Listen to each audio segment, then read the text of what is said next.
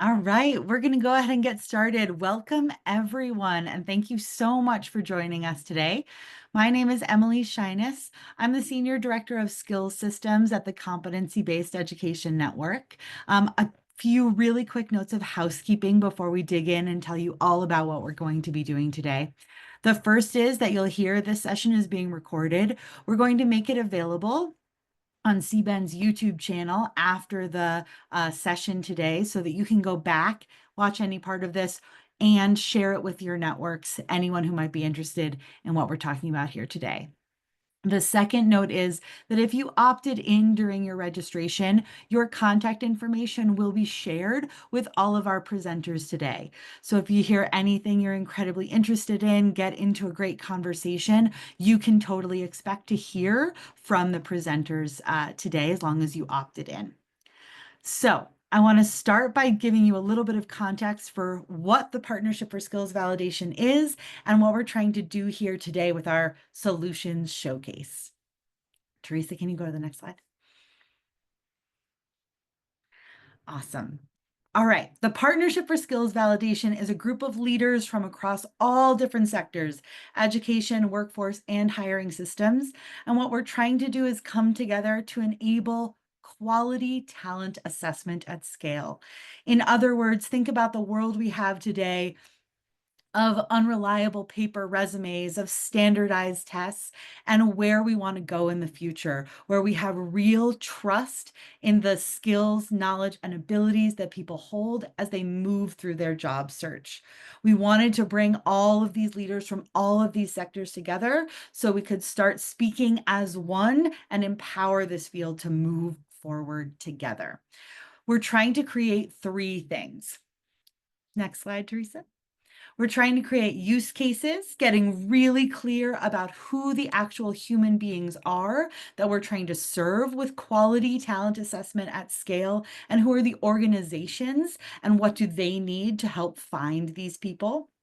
We're trying to create a common language so that rather than talking past each other, we can deeply unpack the important concepts and terms that are part of skills validation and a skills first movement so that we know what we're talking about and we're moving forward together. And last, planting a flag in the ground so that we understand what we mean by quality. And it's not different sector by sector, but we know what we're trying to do in terms of serving people at quality, but also building real trust in the skills that they have. The Partnership for Skills Validation is made up of a group of people representing lots of different organizations, like I was saying before. So we certainly have representation from employers and from the workforce. We also have representation from nonprofits, from governments and governors. We also have representation from our military and from our education sector, not only higher ed, but also K-12. And again, we're really trying to come together to think about what does skills validation truly mean and how can we help our entire economy move towards a system that takes skills seriously and that builds trust in those skills. I want to tell you just a tiny bit about those use cases and the people that we're here to serve, and then we're going to get started with our presentations and a little bit more about those quality things. So 4 people I just want you to keep in mind and that you'll hear about during these presentations. The first is Linda, a single mom who's working her way up to becoming a nurse and trying to not only build skills, but get those skills validated in the highly regulated healthcare industry.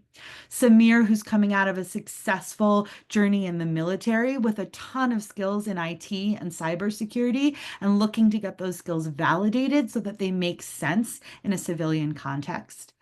Uma, coming out of a K-12 system, a really promising high school graduate moving into advanced manufacturing and looking to upskill in a way that's going to serve her career over the long term.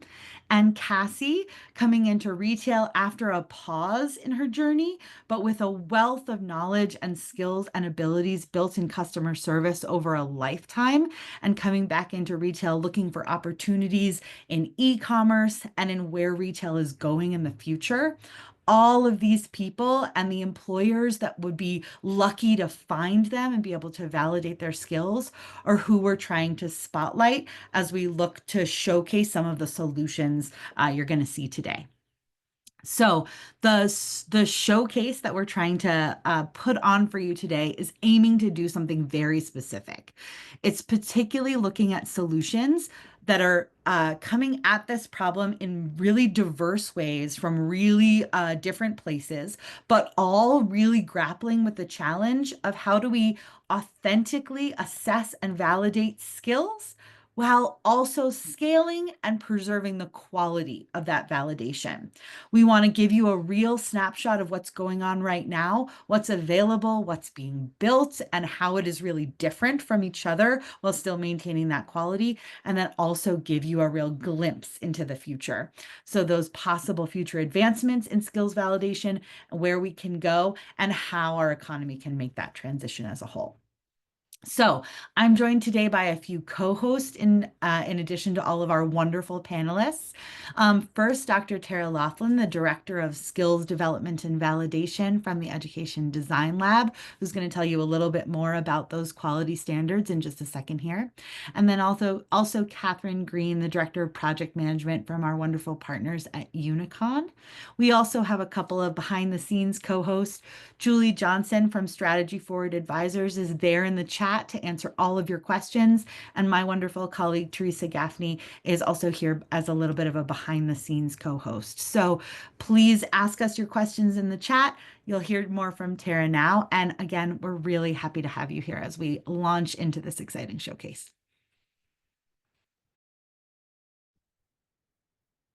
All right, next slide, please.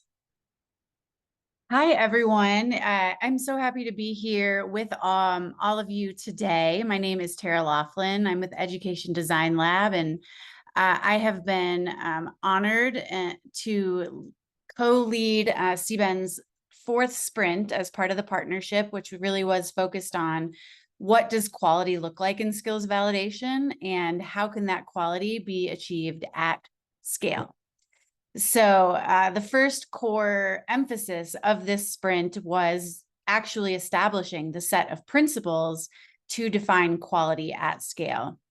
And so working with many of the partners that have already been introduced to you on this call today, we did establish a set of 6 quality principles, which I'll be sharing with you in just a moment. But one of the unique challenges that we came across pretty early on in the process was identifying quality at scale, both from the perspective of the content itself. In other words, the content of the assessment or the validation, and then also the delivery of that experience. So there was both a technical and a pedagogical lens that we were looking through simultaneously. So you will see that reflected in the principles that we came up with. Next slide, please. And so the first 3 of these, you can see here, the principles for quality at scale and skills validation. The first is bias mitigation. And so really being sure that a skills validation solution, which can mean assessment, but might mean other ways of establishing what someone knows and is able to do, that the providers of that solution have taken explicit steps to mitigate bias in those solutions. And some of the ways that we articulated or that we heard from the selected solution providers for accomplishing this were through the formulation of diverse design teams, going through bias and sensitivity reviews, and then also bias audits of both AI validation processes and human validation processes. The second principle is around accessibility, fairness, and inclusivity. So a high quality skills validation solution should be fair, inclusive, and accessible to all individuals, regardless of ability level, native language, or lived experience. And some of the ways that surfaced that providers are doing this are through multilingual and contextual adaptation, flexible options for demonstration of skills, the use of assistive and adaptive technology, and then also accommodations or for fairness for those who might be in rural locations, low income, or have low bandwidth internet access. Transparency and trust, really, that's just about making sure that stakeholders have a clear understanding of how their skills are being defined, evaluated, and validated. And so, that can be accomplished through clearly defined skill criteria, transparency in results, transparency in feedback, analytics and actionable insights, and then having human oversight of any AI evaluation that might be used. So these are the first three. Next slide, please. The fourth principle, which I believe really gets to the heart of performance-based skills validation, is the use of performance-based evidence in real-world contexts. And so that is that skills should be validated through demonstrable evidence in real-world contexts rather than relying solely on proxies or knowledge-based evaluations. We saw this surface in a number of ways through the submissions we received. And you'll get to hear about a lot of those different forms of evidence today and see some of those in action. The fifth principle is data security and integration. So just being sure that the data gathered through the skills validation solution is private, it is secure, individuals are empowered with full access and ownership over their skills data, and that those solutions are interoperable and can integrate well with other, stages along the skills continuum, other tools and technologies that are being used, learning management systems, applicant tracking systems, et cetera. And the last of these is scalability and adaptability. So being able to grow with demand and adapt to meet changing workforce and educational needs. So having scalable technical infrastructure, an agile development process, and a future-proofing and innovation within the organization. That was a lot. Some of this will be released in forthcoming publications where you'll be able to take a closer look at these principles in depth. After hearing all of that, though, it really is a testament to the folks that you're about to see. They were able to speak to the way that the solutions, their solutions demonstrate these principles. Next slide, please. Oops, actually, sorry, go back one. So the last thing I want to say before we get into our presentations is just a really big heartfelt thank you, not only to the 8 organizations that are going to be presenting today, but also everyone who participated in this process. We did do a request for information in RFI. We received many really high quality solutions. And so there were bright spots in every submission we received, and you'll have the opportunity to learn more about some of these other solutions as well in the near future. So just thank you to all who have participated in this process. And now I would like to introduce my co-host, Catherine Green. Hi, everybody. We're so glad you're here. 2 things we had in mind when we scheduled this webinar. One, we picked Wednesdays because there usually aren't webinars on Wednesdays, and so we kind of want to stick out from the crowd. And we also wanted it in the middle of the day for most of you, so you could enjoy your lunch or maybe some relaxing time while you got to learn about what's going on in the market. So you can see on the screen what we have in front of us. We'll have 4 presenters and then a short break, 4 more presenters, and then an opportunity for breakout rooms. So let's get this kicked off, and we're happy to start with Competency Weaver. So with that, Teresa, if you would stop sharing, and I'd love to invite Michelle and Emma to take it from here and get us started today. Thank you.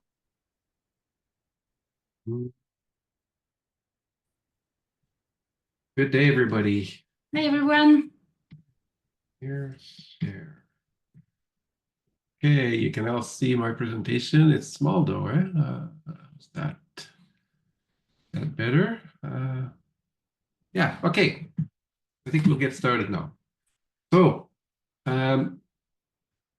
Emma and I represent Competency Weaver. We're a fairly new company, but we're really decided to go all out on competency-based education and skills first approach, where basically we took a CBE framework and built our solution around it.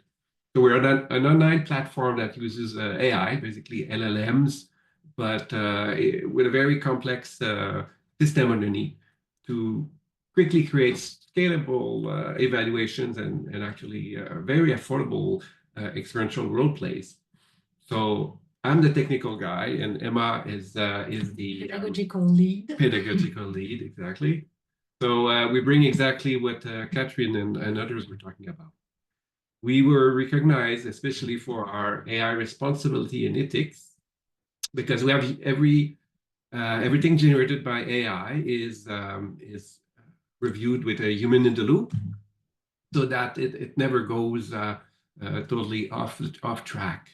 So we have experts. Well, the experts of a program or for skills, if it's for a job, would review the generated items before passing it on to the candidates for evaluation. And the key thing is responsibility-wise, it's all based on a rubric, so that allows a very accurate evaluation level. We also have a lot of audit trail. We have the full audit trail of what is being generated, so that we can over time ensure that everything is ethically correct. And the skills validation at scale, that's where Emma and I have really shined there. As I said, our main activity is the role play that's very authentic and really quick and simple to develop. So we don't have to develop one course that thousands of people are going to take or one training set. If you're an employer, you can generate your own training or skill validation scenario in probably 15 minutes. And then you can scale it to hundreds of people that would do the role play, hundreds or thousands, it doesn't matter. And because we were very efficient with our approach, we were able to make sure that the costs are very controlled. So we don't go for the full equipment. It's very accessible, done by a computer or in a cell phone. There we go. So just a brief question for the people here. So do you currently use simulation in your evaluation or hiring process? So you can go to the to scan the barcode and answer, so that we have an idea of how many people actually use it. We will do that at the end. Yeah. So as you see, as I said earlier, we'll go faster for the other slide, but we do the full scale of development from the analysis of your profession or your job, competencies, the rubrics, and the various activities. This is just a quick snapshot of what we generate with, once again, human in the loop, which is professional soft skills, knowledge and abilities, the rubric, role plays, and the audit tools, the statistics. Now we have the hiring manager. We're going to be following the CASI showcase. Yes, we are doing CASI as a showcase. So the retail manager wants to assess CASI's soft skills, especially in the context of team management. So you'll see what it looks like. So I'll narrate that. I'm not sure. I think I may not have given the permission to actually hear things, but so this is quickly going through the development of the competencies, the rubrics here, and once again we're going quickly, but it's all with human in the loop, and then the activity generation, and I'll just skip here because I know time is tight. So this is the scenario that is generated from the custom rubric that's been developed and the material that you've given it. And from there, the role play goes on. And good morning, everybody. You can, did everybody have a chance to review the agenda, which was to, you can actually speak to it or type goals and talk about responsibilities. The model uses emotion, so it's actually not the common, Alex, the stable voice. friendly. And once again, Good morning, you don't hear the Cassie. voice now. But yes, I reviewed the agenda, and and I actually have an appreciate you example sharing it ahead of here. time. I think it's a great way Tell me to if keep us you on track hear today. that. I just Here, you can tell me if you can hear. Oh, I used to enjoy reading and maybe doing a bit of gardening when the weather was nice, but lately I find it difficult to get motivated. I guess I just feel stuck sometimes. So that's an example. Yeah. I think, and the key thing from there is that we actually go on and give you a really accurate evaluation, and it's especially exactly. First of all, it's objective because all the different users are going to be evaluated with the same criteria and from the same rubric. And you have the weighting factor, individualized assessment, so the student or the candidate gets a score for the criteria, and then the strengths, area for improvement. So there's personalized, opportunities for learning. I think we'll move on to the second, to the next slide here. Okay. So yes, in our breakout rooms, you'll be experiencing the role play we just showed you, but as a candidate. And you get a trial account to develop your own role plays for your own skill set. Yeah. And know that we're always looking for partners, investors, people who want to try and give us feedback. We're from the start being driven by pedagogical teachers and skills-based companies. So as a last parting gift, even if you don't come to our breakout room, you can access the role play from Cassie, where you can see her, where you can be put in the position of leading a team meeting, or Linda, who has some experience with people, and so she's practicing her soft skill with an 80-year-old lady that's got diabetics and showing empathy. That's it for us. Thank you so much, Michelle and Emma. I really appreciate you all going first and going for it. So thank you. And as a reminder, everybody will receive a recording. Rita, we're happy to hear from you next. Why don't you introduce us to Solid? Thank you. Oh, Rita, you're on mute. Thank you. Of course I am. What's a webinar without some technical difficulties?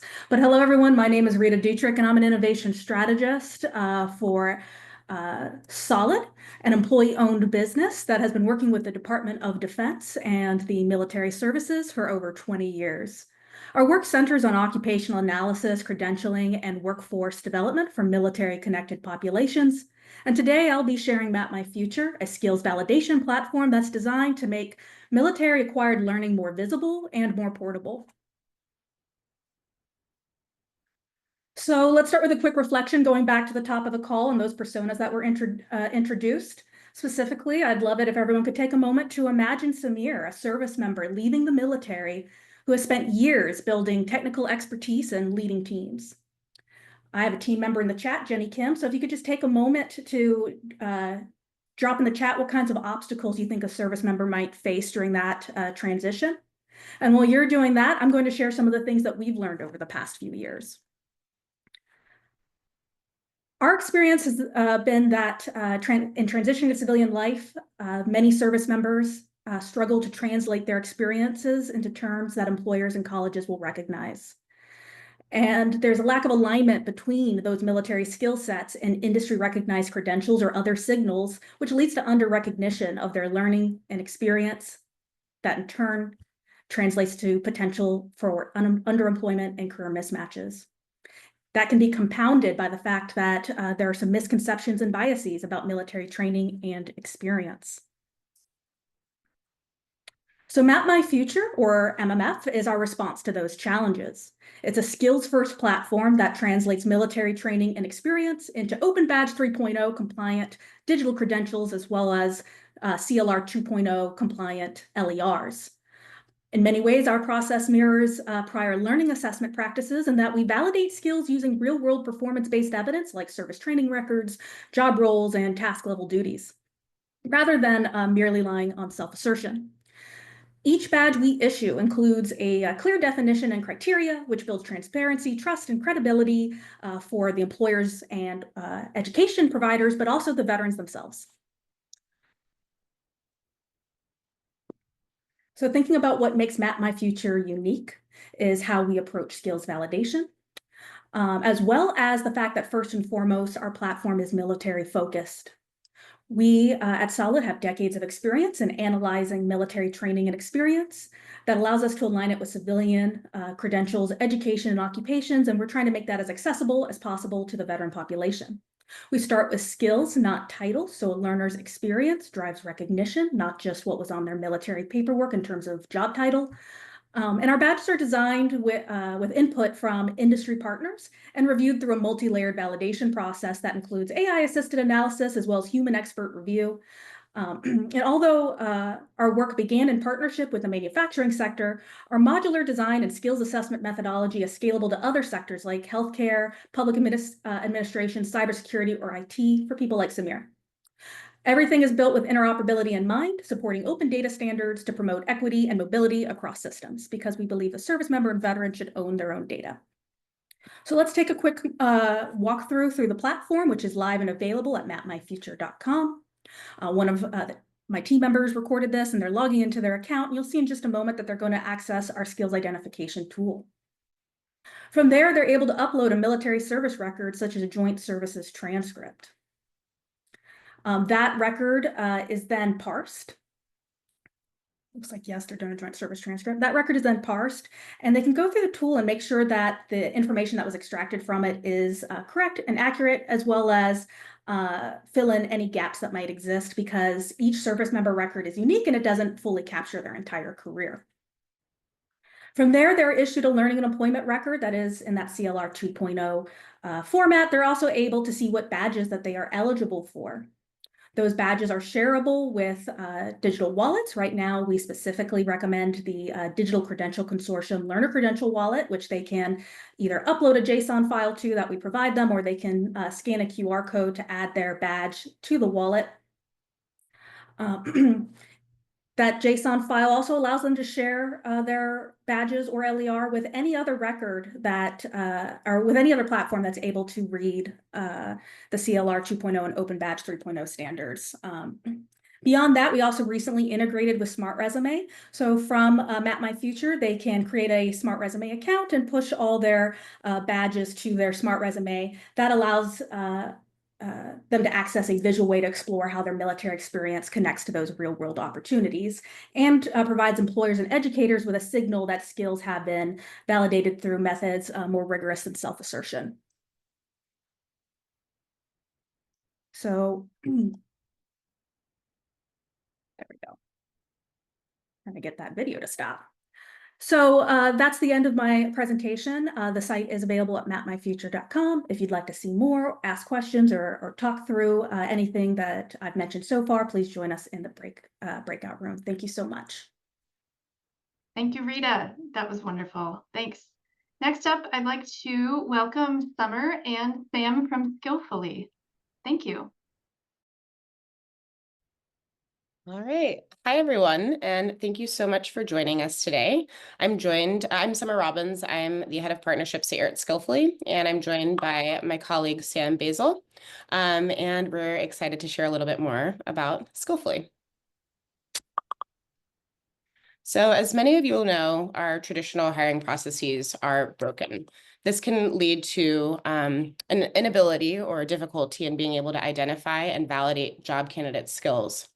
This is due to a number of different factors. First and foremost, a reliance on resumes leads us to infer skills and rely on skills proxies rather than a job seeker's actual demonstrated skills. High volumes of applications can lead to screening overwhelm in addition to screening efficiencies within the hiring process.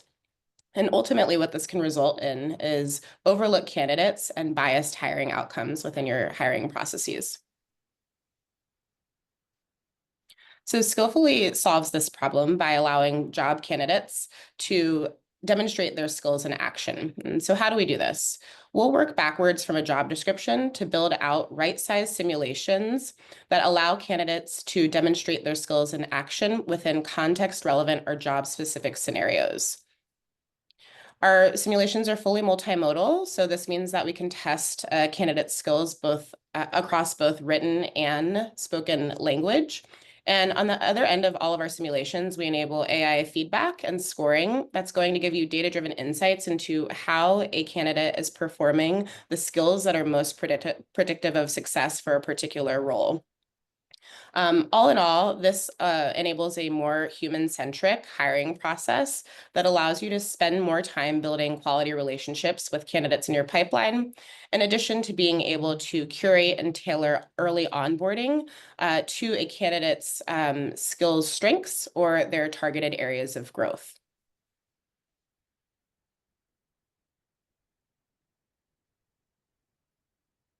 Next slide. Oh, okay. I think we might be missing a slide, but and it's just some of the outcomes that we have for partners that we work with. We're able to basically provide a lever for you to be able to validate candidate skills through actual skill demonstration rather than inferential evaluation. This can result in a more evidence-based skills validation process, leading to reduction in mishire, in addition to a more efficient hiring process that will enable you to be able to reduce time to hire and also reduces reduces bias in the hiring process, as employers are able to hire purely based on a candidate's demonstrated skills, independent of how they might have learned those skills. And I'm going to turn it over to Sam to show a little bit of a demo of the platform. Thanks so much, Summer. Sorry about that third slide, everyone. But in any case, let's show you how we can do what Summer just explained.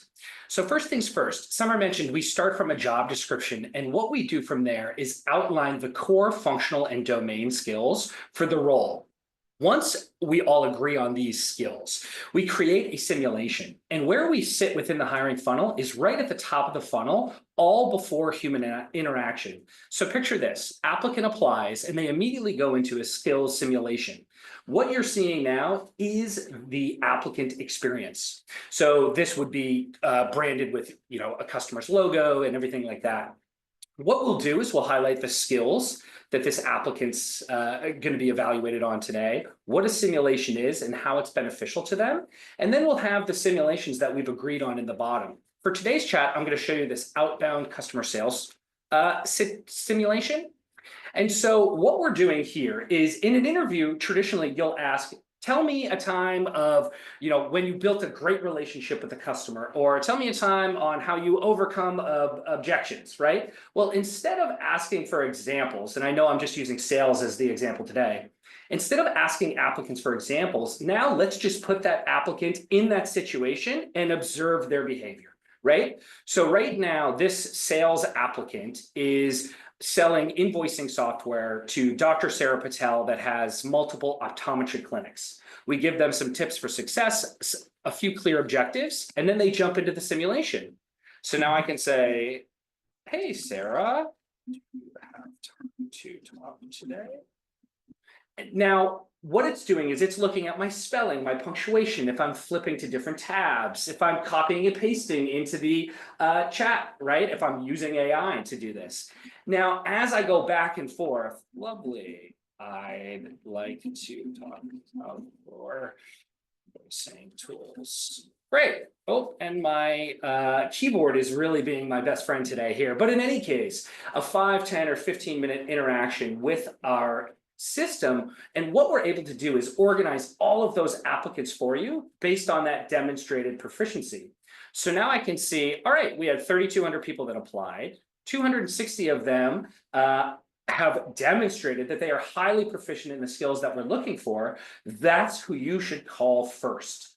Now, the beauty of this is instead of trying to find the needle in the haystack, we've organized all of them for you, but we go one level further than that. We don't just say, you know, in this example down below, that their presentation skills are a 4. We give you that rationale. We can say they demonstrated self-awareness and strong communication, but they could have shared more details around their approach or around the results, right?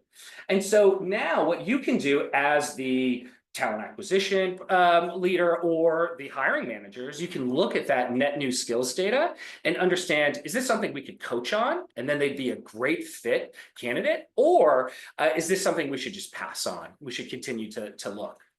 So that is exactly how we can help you speed up your time to hire and really stop being caught in the slog of AI resume review and really get back to doing what we're all here to do, which is build relationships with applicants. So that's what we have on our side for today. Thanks, everyone. Thank you, Sam and Summer. That was great. Next up, I'd love to welcome Alan and Kyle from Shift IQ and to let us know about their organization. Take it away. Thank you. Hello, everybody. My name's Alan Roberts. I'm CEO of Shift IQ. Joining me this afternoon is Kyle Erickson. He is our Director of Product. For some of you that know us, we really focus in on assessing, understanding, and helping people align their competence to career and training opportunities. And the part of the platform we're going to demonstrate and show you today is how we can capture demonstrated evidence of competency directly in the system and have that validated by a workplace assessor using the context of Linda. Go ahead, Kyle. Over to you. Hi everyone. Thanks, Alan. Now, what if you had the skills to save lives, but no one could easily see them as they were locked on a piece of paper? Imagine you're Linda, a nursing assistant who's been calming anxious patients, managing family concerns, and responding to emergencies for 2 years. But on her resume, just a job title and a series of checkboxes. So Linda has been on the front lines of patient care, but her clinical skills or her practical competencies don't fit neatly into a form. Licensing boards, regulatory colleges, employers, you know, all of these folks, they just see checkboxes on a form. They never see the judgment calls or the bedside communication or the critical thinking under pressure, which are all critical aspects of an occupation such as Linda's. And Linda's far from unique. Everyday allied health workers just like her juggle 12-hour shifts. They work hard through the night. They're managing their families, yet occupational and durable skills often remain unrecorded. And meanwhile, employers, health systems are drowning in turnover. They're losing millions to unfulfilled roles and facing clinical risks from understaffing. So skills validation isn't just HR's problem anymore. It's a threat to patient and healthcare and a financial drain for the people that hire and employ these folks.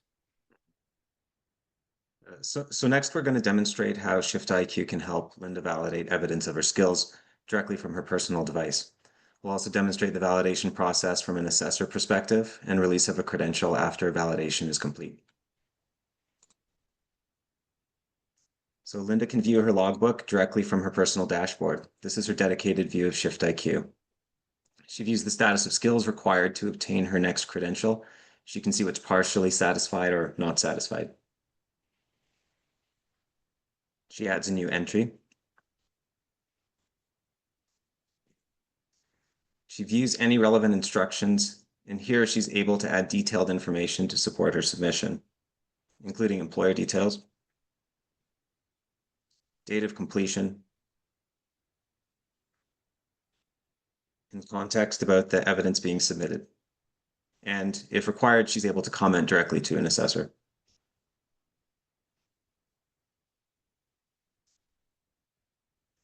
Linda records her video demonstrating clinical skills directly from her phone. In this case, she's recording herself interpreting lab findings. Next, she selects relevant skills that are associated with the evidence she's submitting for validation. This can be one or multiple skills per entry. Then she submits her entry directly to her assessor upon clicking save.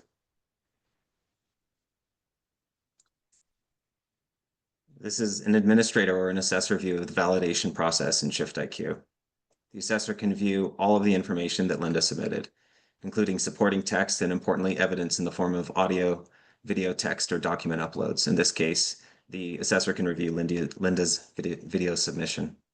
The assessor reviews the associated skills, verifies that competency has been met, and can comment back to Linda if required. Finally, the assessor validates the evidence of skills.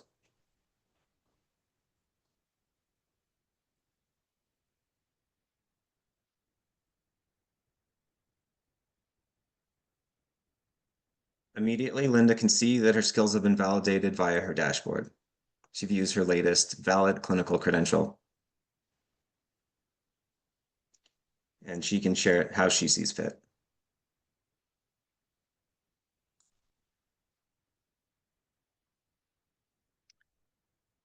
So what we've done in this scenario is we kind of articulated this all around the key principles and the CBAM principles that were stated for this. One, accessibility.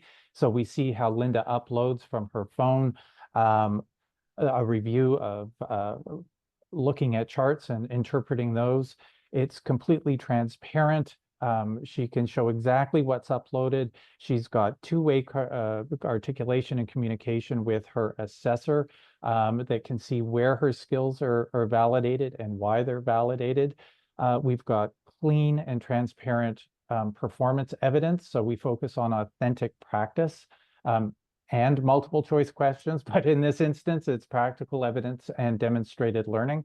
And finally, interoperability and scalability is kind of built into the solution. So if you're looking at assessing 20 nurses or 10,000 nurses for an entire health system, that's where we're at. So thanks, everyone. This has been great. I hope this gives you something to think about. We'll look forward to catching up to you in the breakout room a little later. QR code if you want to learn more too. Thank you. Thank you. Thank you, Kyle and Alan, and thank you for everybody going first. I'm really impressed with the demos we're getting to see. I think many of us on this webinar know how tough it is to demo your product while you're talking about it. So very well done. Emily and Tara are back, and they're going to facilitate us through a 5-minute break. Thank you.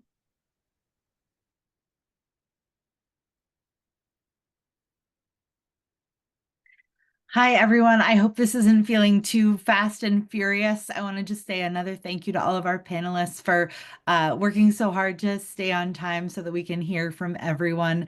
And we just wanted to take a moment in the middle of our presentations here to do a little reflection on what we've seen so far, what we've heard so far, do a little Q&A, but also to give you a little bit of time to stand up out of your chair and, shake your head a little bit. So Tara, you could talk through the actual questions here, but thank you again, everybody. Sounds good. And Teresa, if you'll go ahead and hit that start button on our 5-minute timer. So this is the halftime show of the showcase. And so please consider this your opportunity to stretch, to get a snack, to use the bathroom, and importantly, to process all of the things that you have just seen and heard from our fabulous presenters. As you can tell, there's a time constraint. We're trying to demo 8 amazing solutions in one 90-minute webinar, and that is a challenge. But we need to process. We need some time to pause and think about what we've just heard. So on the screen are 3 prompts, and you can choose your own adventure. So you can respond to 1 or 2 or all 3 of these prompts in the chat, please. But we would love to know, based on what you have seen and heard so far, what are your aha moments? In other words, what insights or ideas have clicked for you so far? What are your burning questions? I saw a good one come through from Steve Lynch just a moment ago about the validation of bedside manner and whether that would be most appropriate for a role play or a video. Yes, hopefully not a video. That is a burning question, Steve. What are you curious about or eager to learn more about? Or what are the sparks for action? Based on what you've heard, what actions might you be able to take? It may not be diving in and using one of these products. Maybe it is but hopefully you can also glean some insights and some ideas that you can carry over immediately into the way you're approaching skills validation in your own context. So please join us in the chat by sharing some of your thoughts and reflections based on what you have seen so far.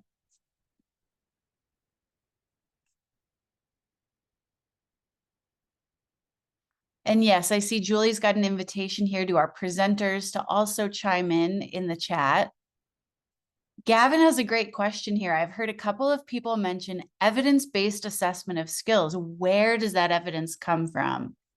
That is such a foundational and critical question, Gavin. And I won't pretend to have all of the answers, but what I will say is what we hope to showcase here is the diversity of sources of evidence that exist. We've heard from presenters about simulations, videos, documents, role plays.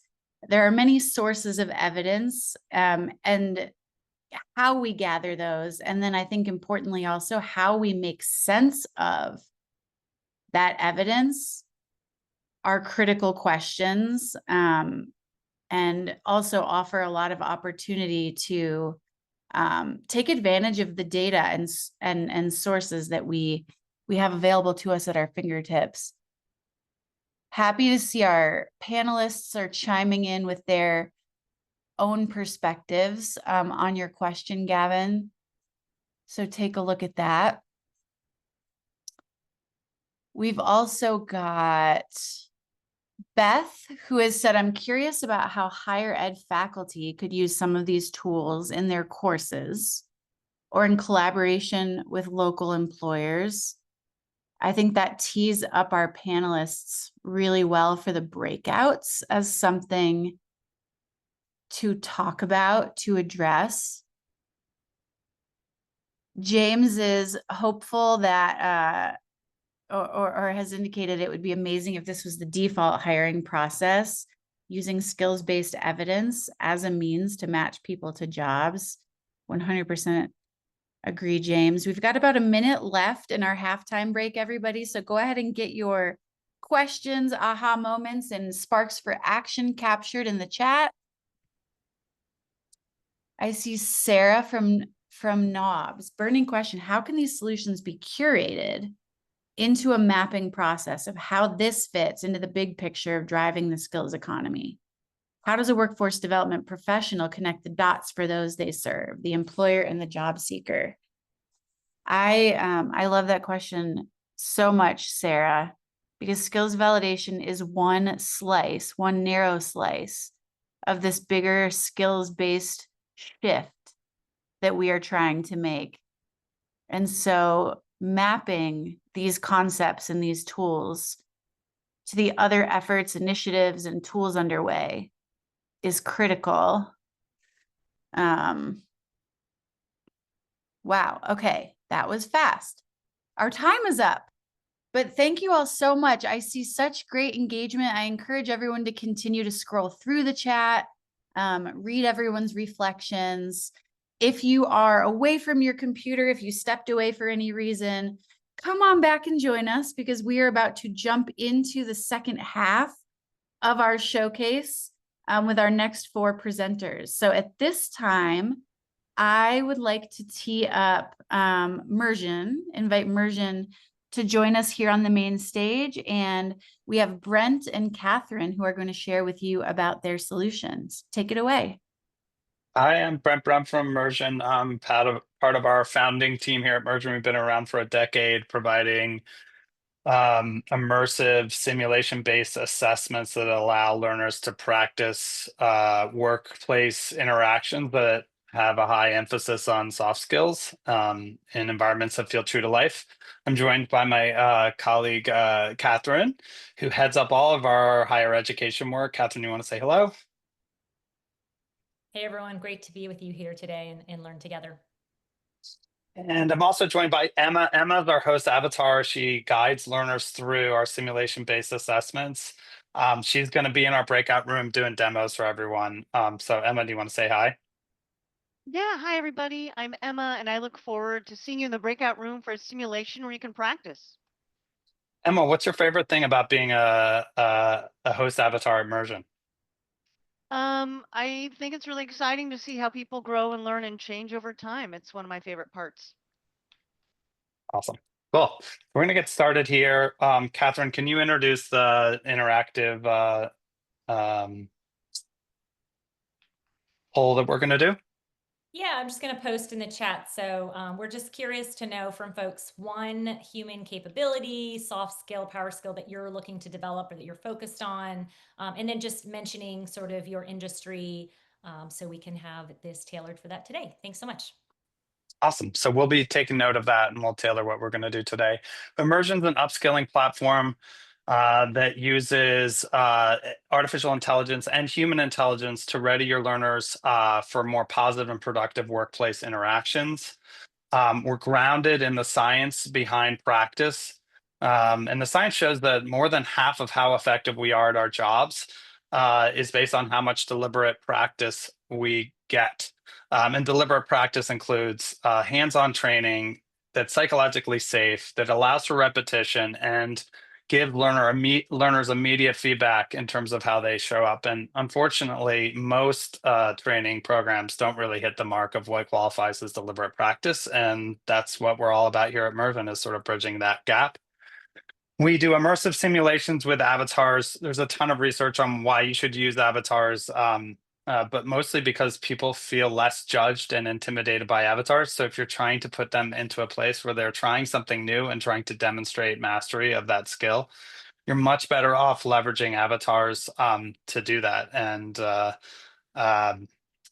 a ton of research that we can share after the webinar today.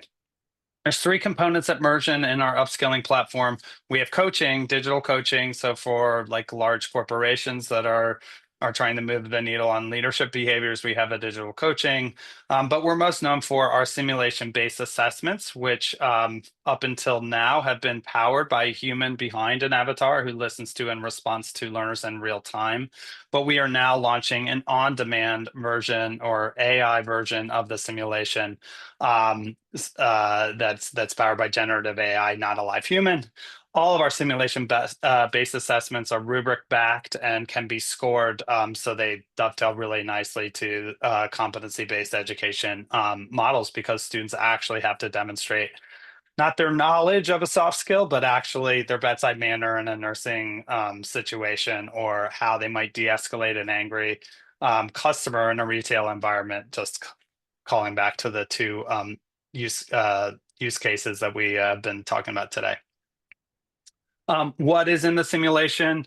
A learner prepares, a learner is greeted by a host avatar where they're guided into the simulation. So it's really hands-on. They can check in, they can ask questions before they go in. They practice their craft in a workplace scenario that feels true to life.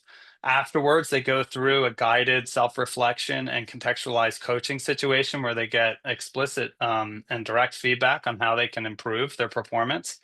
And in our AI version of the platform, while they're doing that, AI scores how they did. So they get a quantitative score that they can use as a demonstration of their skill around leadership, bedside manner, teaching, you name it. We cover almost every single sector, but focus again on those interpersonal soft skills, power skills, durable skills, whatever you're calling them.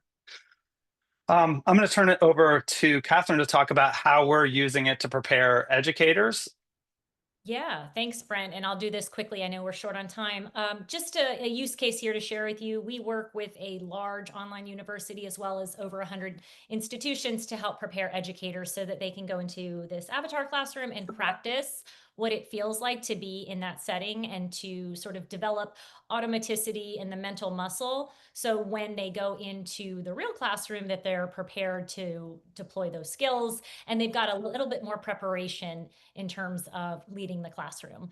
The next slide just talks about other departments that we're working with. We work with healthcare departments. So you can imagine, as Brent mentioned, nursing, masters in health administration, folks that are having to sort of be at the front line of dealing and supporting patients, clinical situations. And so these, again, are providing opportunities to engage in those more high stakes scenarios and situations. So you can both practice, observe yourself, and then garner feedback on how you can improve upon those skills. So you're prepared when you go into the actual setting.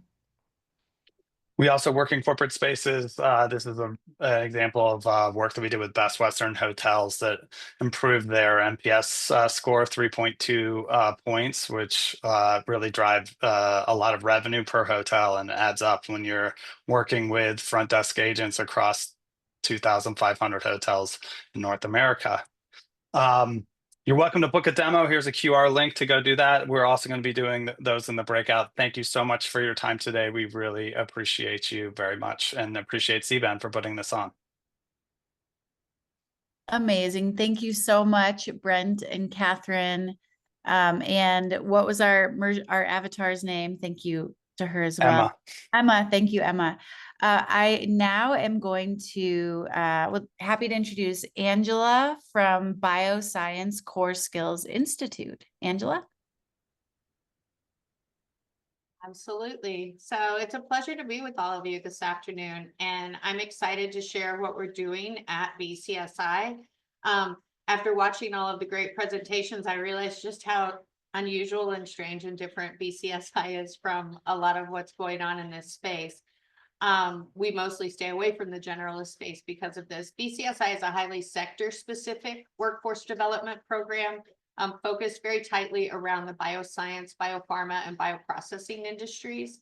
I am the CEO and co-founder. I want to take you back a little bit to 2021. During the pandemic, I was teaching a very unique group of students in Wyandotte County, Kansas, to prepare them for work in the bioprocessing industry. The reason I wanted to show you this picture is to show you that these were students that were leaving our program highly trained and work ready, that were struggling to gain recognition once they entered the workforce due to their age and due to the sort of generic terminology that often gets used in this sector around our credentials. So we were seeking a way for them to stand out in the workforce. In particular, I'd like you to keep your eye on the kid up top in the red turtleneck, because he's going to come up again later. So we did a lot of research around this, and luckily we didn't have to do all of the work. McKinsey & Company had done some work around what were the struggles in determining talent in a workplace or in a workforce ecosystem. And the number one struggle that was reported, or the challenge, was validating skills and competencies. And then also number two, sourcing those job seekers. And it was at that moment that we realized our students were not being seen in the ecosystem, because had they been seen, the difference in their level of skill would have been much more recognizable. So as we cast about looking for a solution to that, we founded an organization. So what started as a nonprofit organization in Kansas City focused on workforce development in the bioscience space has now grown to a national program where we allow individuals, no matter where they were trained, and this includes military, this includes on-the-job training. They can get this training in unique high school programs or technical training programs, or as a part of a traditional degree program. We want to make sure that we are able to get their skills to stand out when they go to apply for jobs. So what we did at BCSI was we designed a series of practical assessments. The unique thing about the sector that we are specific for is that the activities that take place in the lab are physical skills. So these are not things that we can simulate, and the risk associated with errors that are associated with these skills are so high that in order to gain the trust of our employers, we have to confirm these skills in person, one-on-one or one-on-two in some cases, observing the individual performing the skill and using very rigorous rubrics to evaluate their level of skill as a part of this. So what we end up determining is, do they have the proficiency to be called mastery of these skills? And at mastery level, an individual does not need additional training, nor do they need additional supervision while they're performing the skill. So yeah, we do this in person and we do it all over the country. In order to scale, we had to redeploy in a train the trainer model where I spend most of my time training individuals to deliver these tests on behalf of our organization. And we now have over 300 certified evaluators in 27 states delivering skills assessment in highly rigorous, high quality scenarios where the individuals perform the skill and are observed. Once we confirm that they have the skill, we issue them a digital credential for that skill. And this allows these potential employees to be recognized for their unique level of training. It also allows us to expire their badges so that individuals who maybe got their training 15 years ago and have not been using their skills aren't continuing to use an old credential in order to earn positions of trust with employers where they have to perform a skill that they no longer have. So how this looks in the real world, we have a lot of people ask us, what kind of programs use these? Well, there are all kinds of programs all over the country using these. So in Maryland, you'll see Frederick Community College on the screen to the left. Frederick has an 8-week boot camp that individuals transitioning from military or transitioning into bioscience with no prior bioscience career or experience can go through this 8-week boot camp that skills them up and makes them work ready for a very, very hot market in the biotechnology and biopharma industry in the Frederick, Maryland area. In the middle of the screen, you can see real world learning. These are high school students that go through lab training for 2 semesters. They attend lab 2 hours a day, 4 days a week. And by the time they graduate, they will have set up and run a bioreactor, which makes them trained much differently than your average high school student. And they deserve to be seen for that. And then we have much more traditional programs like at Clemson in South Carolina, where they use our lab skills assessments as part of their final exams for traditional biology lab classes. So how does this fit in your usual ecosystem? Every single one of the individuals on the screen currently use BCSI here in Kansas and Missouri to confirm skills. And what that means is that by the time these individuals finish their work training programs or their boot camps or whatever training program they've completed, they have a really granular history of their skills acquisition that they can convey with them out into workforce. And when our employers see them, they know that someone watched them perform that skill. BCSI serves as this sort of ecosystem partner in 27 different states. So that leads me to my use case. Oscar Ramirez. This is the kid that was in the red turtleneck in the first screen. Oscar was the first student that BCSI ever tested. He tested in a room of 32 industry employers, and which is a tough situation. But he confirmed his skills. During the pandemic, he got a job weighing powders for Sigma. There was an internal job ad for a quality control microbiologist, and he used his credentials to advocate for himself with HR, got them to waive the bachelor's degree requirement and agree to interview him. Oscar has now been a quality control microbiologist for Sigma, one of the largest biologic supply manufacturers in the country, and he's been in that position now for 3 years. He's been promoted twice.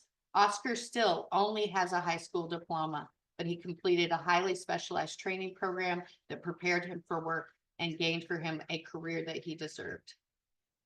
So it's been a pleasure meeting all of you today. If you're interested, join my breakout room, or you can find out more at our website at bcsi.bio. Thank you so much, Angela, and thank you for sharing that story with us as well. Really appreciate that. I'm going to pass it now to our 7th presenter. So we have Ilya and Ronald from To Know Me. Yes, hi. You can hear me, right? Okay, wonderful.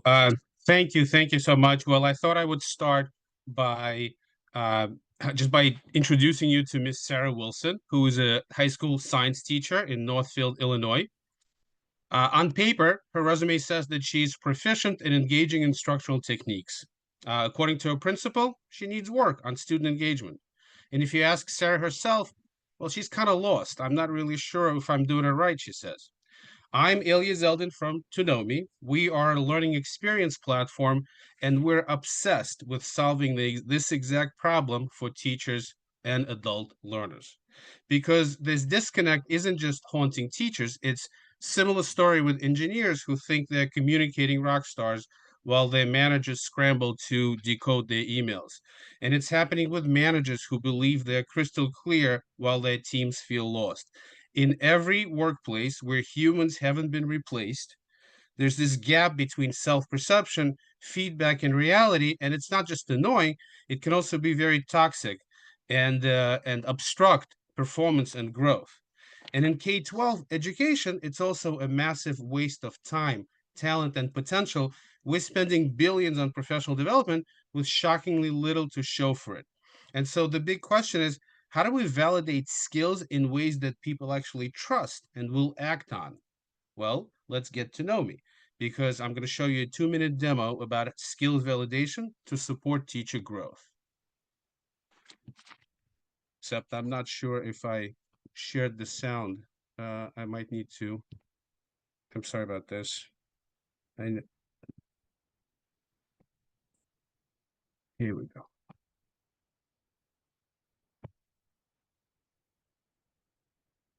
Welcome to the admin feedback view. It's your hub for streamlining observations, feedback, and teacher growth. Start on a new formal observation. Notice on the left-hand side, you have a full view of the selected skills framework, domains, and components. If you change the role from a teacher to another role, the system automatically updates the framework underneath, aligned to the right standards. Now tap on any component to view its definitions and critical attributes. Teachers have the same exact user experience, reinforcing the framework as a common language which builds trust and transparency in every feedback conversation. Now, all the way to the right, click on the little plus icon to add quick notes, like knows content or 70 student engaged. These notes are auto-tagged to the right component, and you can cross-reference other components if necessary. If you have additional evidence, upload a file or a video and instantly share it with a teacher. This ability to fast-track feedback is actually essential in practice improvement. You see the little bell icon under each component? They help you stay organized. All tagged notes live under the bell for each component. Everything is neatly sorted and visible in one place. Finally, with all that context in place, select your ratings from the drop-downs for each component. Your rubric, your language, your way, we just make it simple. Also, to assist with the rating, the system has multimodal evidence collection, lesson plans, portfolios, forms, artifacts, all of that is aligned to the framework component. And once you've rated, jump into the heat map to view strengths and gaps for your team. Group teachers by areas of learning needs with one click, because that's the goal, to help you go from feedback to action. Finally, flip to the teacher view and see what the teachers see. Your feedback organized by date and component to tell the story of strengths and areas for growth. And a personalized learning plan with all the resources, assignments, and goals all in one place. In short, clear evaluations, actionable growth, and a better experience for both teachers and admins.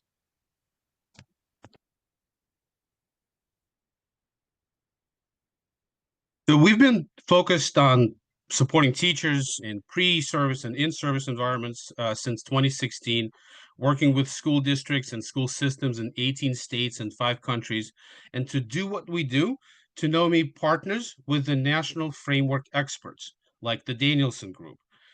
So what we do is we enable the digital side of these leading frameworks, ensuring that content is not only theoretical, but also practical and locally adaptable.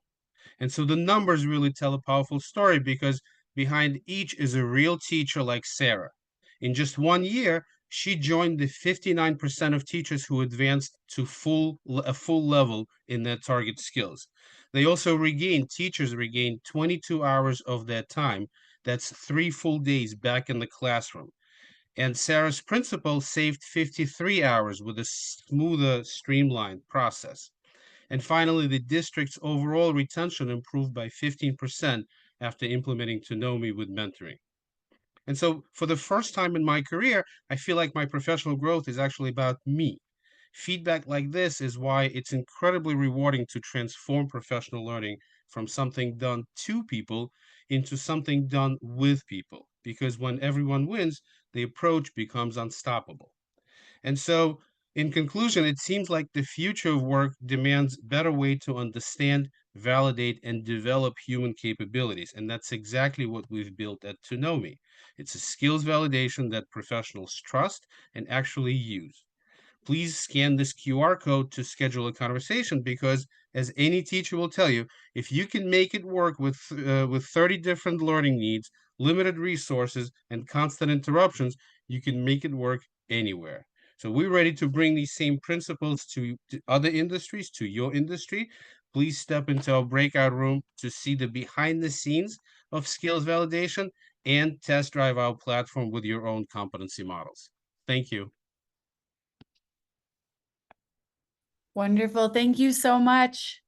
And that actually brings us to our final main presentation. As Ilya mentioned, there will be breakout opportunities after this, so please do stick around for that. But without further ado, I will introduce Mark and Margot with SkillsAware. Well, good morning from me, everyone. I bet no one knew you were coming to Adelaide, South Australia for the last presentation, and I'm happy to be here with my colleague Margot. Welcome to SkillsAware. What does SkillsAware do? Well, it's a recognition system based on gathering evidence, using AI to analyze the evidence, but then mapping against a very large scale set of skills. And we'll go into some detail about that just heading forward. We serve a number of people in our use case model. The first one's the individual, where we're looking at recognition of prior learning and recognition of prior experience, and primarily looking at evidence collection that can travel with them and stays in a portfolio. We also work with education providers or peak bodies who are doing assessment, credentialing, auditing, and so it is about recognition for receiving a credential of some kind, including a vocational qualification or competency-based qualification. And then the other player is the organisation or employer, whoever's got the stake in the improved skills of the individual or understanding their visibility of skills. So we meet all three needs of those people. We've also been given these use cases. Let's talk briefly about Cassie, who's come up before. She wants a career change. Actually, in our story, she wants to be an accountant because she just loves finance. So Cassie's experience in retail with finance and transactions is going to give her a 40% recognition credit for a 2-year college degree in accounting and bookkeeping. How is she going to gather that evidence? How is she going to demonstrate that? Well, the traditional way has been manually in a portfolio, taking a whole lot of documents. And what we're doing is gathering all that evidence and using AI to analyze it so she can get that credit. Similarly with Samir, who we can introduce again, who's coming out of the military with his civilian relevant skills, but the evidence that he has and all the other life experiences he has that can contribute to his career are not organised and not recognised. And so using the SkillsAware platform, Samir is going to become immediately ready for a skills-based hire. I'm not going to spend too much time on this particular screen, but it's the value propositions we have. So if you review the video or come back and ask us, you can have these explained in more detail. But the primary thing is to increase the productivity and recognition, to make it cheaper, better, more comprehensive and evidence-based. The other thing we have is a 65,000 skill library, all organised into RSDs. And that means that what we can do is work in a whole range of industries. These are all industry validated, and it's a unique thing about Australia in that we have a national industry validated skill library that is completely granular. And we've used that data, converted it into RSDs, and that's the big data we measure the evidence against. So here's the key highlights. What we do is help someone create a secure skills profile that's owned by them, travels with them for the rest of their life. We have compliant privacy considerations, which is a big thing when you're using AI, And so we've designed our AI agents that do the work to be compliant from a privacy point of view. We analyze the evidence, and the evidence is then stored with the skill profile and is accessible with permission-based access. It's standards-based and a range of standards, but the obvious ones, rich skill descriptors, we have our skills in, and then publishing in Open Badges 3 with all the relevant things that you can do from there. The skills mapping is based on big data, and it includes the skill context. One thing a lot of people miss is it's very different. The communication skills in surgery in a theatre is very different from communication skills for a traffic policeman or police person on the beat. So these skills are all kept in context. We rate the evidence. We don't assess people, we rate their evidence, and that's a unique differentiator. It's difficult to assess people, and we've seen some great examples of simulations today, fantastic examples, but it is tricky. So we've decided not to do that. We rate the evidence. So we gather the evidence. It's either self-claimed, non-formal, informal from an organization, or formal from a certifier. Let's have a little look, and let's hope the video works, but this is the main screen you get when you do that. You have a prompt, and the prompt starts a conversation. Then what you have is visibility over your skills that are being assigned to you automatically, and supporting evidence. And this is how it works. So let's see, here we go. This video is available with a full narrative, and I'm just going to fast forward because of time constraints. We're going to make the full video with a proper narrative available in the breakout room. But you can see what starts as a conversation with an AI agent, and that progresses. I'm just going to fast forward that a little, gathering information, asking you what you do. You can just put in a narrative about your job and what you do, and the AI agent will continue to ask you questions, and the relationship becomes quite sophisticated after some time. So the evidence gets gathered, and then moving forward, we get to a new screen that appears as soon as I just move the mouse along enough. Here we go. And so we start to see that you can dig deeper on the skills that have been identified for you. That 70% there is the evidence rating based against this particular skill, demonstrate leadership. You can check your progress, and you can get hints on how to improve your score. And the hints are specific, and they come from the AI. So I'm going to, and then here's the outputs, which are all OB3 badges. So, and beautifully put together for us by our tech partner, Edelex, as many of you will know, and Margot's here with me today. You know what Margot's going to do is she's going to host the breakout room. The really important thing here is we want to help people articulate their skills, and all of them.